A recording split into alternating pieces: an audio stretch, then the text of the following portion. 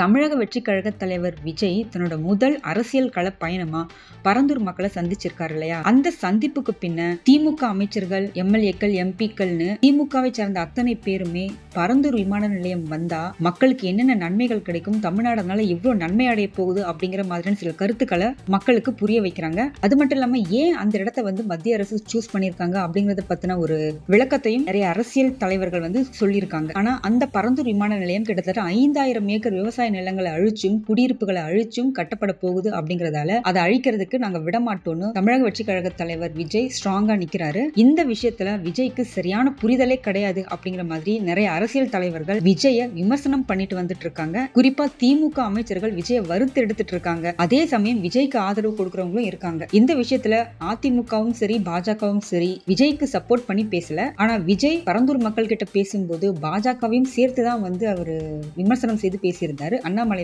மத்திய அரசை இதுல இழுக்க கூடாது அப்படிங்கிற மாதிரி ஒரு கண்டனத்தை பதிவு செய்திருக்காரு. இந்த நிலையில காங்கிரஸ் எம்பி மாணிக்கம் தாகூர் பரந்தூர் விமான நிலையம் திட்டம் தொடர்பான புரிதல் விஜய்க்கு கொஞ்சம் கூட இல்ல அப்படின்னு அவர் விமர்சனம் செய்திருக்காரு. பரந்தூர்ல புதிய விமான நிலைய திட்டத்தை எதிர்த்து போராடி வர்ற மக்களை தமிழக வெற்றி கழக தலைவர் சந்தித்த சம்பவம் தமிழக அரசியல்ல மிகப்பெரிய கவனத்தை ஈர்த்திருக்கு. கட்சி தொடங்கி கிட்டத்தட்ட ஒரு வருஷம் முடிய இருக்க நிலையில முதல் முறையா விஜய் களத்துக்கு போய் மக்களை சந்திச்சிருக்காரு. அதுவும் பாதிக்கப்பட்ட மக்களை சந்திச்சது மிகப்பெரிய விஷயமா பேசப்பட்டு இருக்கு. ஏன்னா இதுக்கு முன்ன எக்ஸ் வலைத்தளத்துல அறிக்கை விட்டு மட்டுமா விஜய் அரசியல் பண்ணிக்கிட்டு இருந்தாரு. அதனால் வரைக்கும் களத்துல போய் அவர் யாரையுமே சந்திக்கல. முதல் முறையா விஜய் அரசியல் களத்துக்கு இறங்கி போய் பாதிக்கப்பட்ட மக்களை பார்த்தது அரசியல் வட்டாரத்துல மிகப்பெரிய பேசு பொருளா மாறுச்சு. அவர் போனதுமே பரந்தூர் விமான நிலையம் பற்றிய பரபரப்பு இன்னும் அதிகமா பற்றி கொண்டது. பரந்தூர் மக்கள் கிட்ட விஜய் பேசும்போது நான் வளர்ச்சிக்கு எதிரானவன் கிடையாது, வளர்ச்சி தான் மக்களின் முன்னேற்றம், ஆனா விவசாய நிலங்கள் அல்லாத பாதிப்புகள் குறைவாக இருக்கும் இடமா பார்த்து விமான நிலையத்தை கொண்டு வாங்க.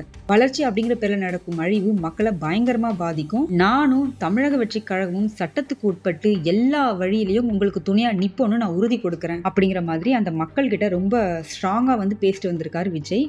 இவர் பேசிட்டு வந்த கொஞ்ச நேரத்திலேயே விஜயோட பேச்சுக்கு தமிழக அரசு தரப்புல பரந்தூர் விமான நிலையம் மக்களை பாதிக்காத அளவுக்கு அமைக்க நடவடிக்கை எடுக்கப்படும் விளக்கம் கொடுத்திருக்காங்க. இதுவே விஜய்க்கு ஒரு மிகப்பெரிய வெற்றி தான். ஏன்னா அவரோட பேச்சு கவனிக்கப்படுது. அவருடைய அடுத்த நடவடிக்கைகள் மூவ்ஸ் என்னென்ன அப்படிங்கறத தொடர்ந்து ஆளுங்கட்சியும் எதிர்கட்சியும் மற்ற எல்லா போட்டி கட்சிகளும் கண்காணிச்சுட்டு தான் வர்றாங்க. அதே நேரம் விஜயோட பேச்சுக்கு பதிலடியும் கிடைக்காம இல்ல. திமுக, காங்கிரஸ், பாஜக உள்ளிட்ட கட்சிகள் கிட்ட இருந்து விஜய்க்கு பதிலடியும் வந்திருக்கு. அந்த வகையில காங்கிரஸ் கட்சியின் நாடாளுமன்ற உறுப்பினரான மாணிக்கம் தாகூர் செய்தியாளர்கள் கிட்ட பேசும்போது மக்களோட பிரச்சனைகள் குறித்த தாவேக தலைவர் விஜய் பேசுறது வரவேற்கத்தக்க ஒன்றுதான். தற்போது பரந்தூர்ல போராட்டத்தில் ஈடுபட்ட மக்களை சந்திச்சிருக்காரு. இந்த விவகாரத்துல நடிகரும் தமிழக வெற்றி கழக தலைவருமான விஜய்க்கு புரிதல் இருக்கணும். ஆனா பரந்தூர் விமான நிலைய விவகாரம் குறித்த புரிதல் அவர்கிட்ட சுத்தமா இல்ல. புரிதலே இல்லாம ஒரு விஷயத்தை பத்தி எப்படி இவர் பேசுவாரு? போன வருஷம் கட்சி ஆரம்பிச்ச அவரு இப்பதான் களத்துக்கே வந்திருக்காரு. நாங்க அரிட்டாப்பட்டி விவகாரத்துல போராட்டம் நடத்தியதோடு மட்டும் இல்லாம நாடாளுமன்றத்திலும் தொடர்ந்து வலியுறுத்திட்டு தான் வந்துட்டு இருக்கோம். ஆனா பரந்தூர் விமான நிலைய திட்டத்துல அரசியலே தேவை கிடையாது. விமான நிலையம் அமைக்கிறதுக்கு தமிழ்நாடு அரசு தரப்புல மொத்தம் 4 இடங்களை தேர்வு செய்து அனுப்பியிருக்காங்க. அதுல 2 இடங்களை மத்திய அரசு தான் சூஸ் பண்ணாங்க. இந்த விஷயத்துல அரசியல் பண்ணத்தை கைவிட்டுட்டு தமிழகத்தோட வளர்ச்சியை கருத்தில் கொண்டு விஜய் செயல்படணும் அப்படின்னு விஜய்க்கு அறிவுரை கூறியிருக்காரு எம்பி மாணிக்கம் தாகூர். 900 நாட்களுக்கும் மேல பரந்தூர் கிராம மக்கள் இதுக்காக போராட்டம் நடத்திட்டு வராங்க. ஆனாலும் அவங்களோட போராட்டத்தை அரசு கணக்கில் எடுத்துக்கொள்வதா இல்லை. நிச்சயமா பரந்தூர் விமான நிலையம் வந்தே தீரும் அப்படிங்கிற மாதிரி தகவல்கள் வெளியாகுது. ஆனாலும் இந்த விஷயத்துல கையில் எடுத்து விஜய் அரசியல்ல மொத்தமா இறங்கி இருக்கிறதால அந்த மக்களுக்கு ஏதாவது நல்லது நடக்கும்னு எதிர்பார்க்கலாம்.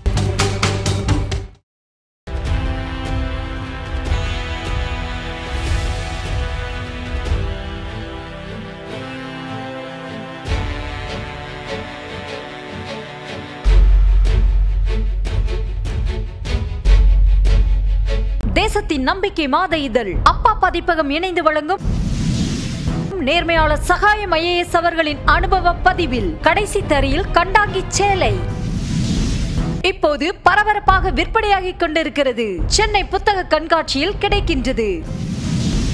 புத்தகத்திற்கு உடனே அழையுங்கள் 701002 9823 9315077173 மற்றும் 8925917667.